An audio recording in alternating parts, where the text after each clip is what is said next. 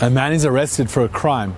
He admits he played a lead role in initiating it, carrying it out, even organizing a celebration of the successful operation.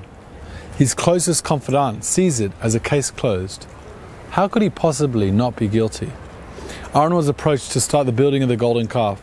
He could have shut it down before it got started. Instead, he initiated the process by telling the people to fetch their jewelry.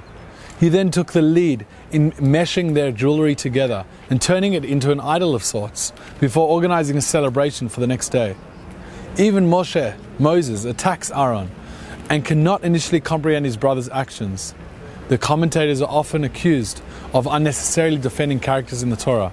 Yet sometimes we need to examine the evidence more closely to appreciate where their perspective stems from. Aaron told the men to bring jewelry as a delaying tactic, hoping they would go to their wives instead of taking off their own. Similarly, he took a lead role in building the calf to slow things down, and after these failures, his final attempt to buy time was pushing the celebration of the calf off until the next day.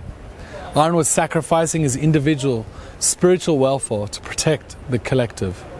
He must never, and we must never, let the fear of being judged stop us from making difficult decisions for the greater good.